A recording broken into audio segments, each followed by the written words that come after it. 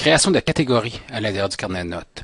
Donc, si je retourne au carnet de notes que je suis en train de bâtir, j'ai un examen de session, un examen final et un projet.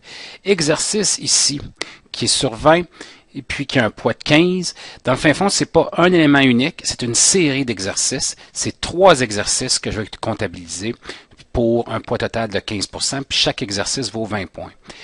Le truc ici, c'est que je peux rapidement supprimer mon élément exercice. Là, ce que vous allez voir, c'est que le note béné revient en me disant que j'ai juste 85% des points et non 100%. Puis là, je vais créer une catégorie. Et ma catégorie, je vais l'appeler exercice. Puis je vais dire que la catégorie vaut 15 points. Puis ici, ce que je peux dire, c'est qu'à l'intérieur d'une catégorie, tous mes différents sous-éléments vont avoir le même poids à l'intérieur de la catégorie. Donc, dans ce cas-ci, étant donné que c'est 3 exercices que je vais avoir, 3 exercices sur 20, effectivement, ils ont le même poids au niveau de la catégorie. Sauvegarder fermé. Puis ce que vous allez voir maintenant, c'est que j'ai une catégorie grisée. Desire to Learn est satisfait, dans le sens qu'il y a 100 points de avancée pour la session. Par contre, j'ai aucun élément ou sous-élément à l'intérieur d'exercice. Fait que ce que je vais faire, c'est créer un nouvel élément.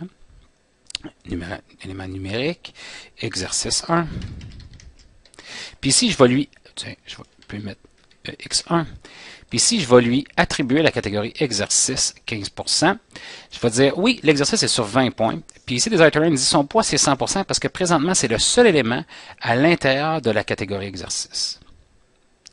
Enregistrer et nouveau. Puis dans ce cas-ci, je vais créer un nouvel élément numérique que je vais appeler exercice 2. L'assigner à la catégorie. Spécifier que cet exercice-là est également sur 20 points. Puis là, tout d'un coup, on réagit en me disant, bon, mais il y a 2 éléments à l'intérieur de la catégorie, donc chacun vaut 50%. Parfait. Puis ici, un 3e élément qui va s'appeler exercice 3 et qui va compter lui aussi pour 20 points.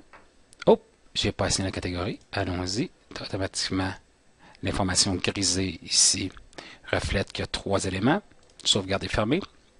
Puis maintenant, j'ai une catégorie exercice avec une distribution d'éléments à l'intérieur de la catégorie qui fait 100% pour la catégorie exercice.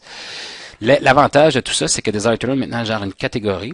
Donc, j'aurai la possibilité, par exemple, de dire enlève le pire élément ici dans la catégorie par rapport au total retourné pour cette catégorie-là à la note finale.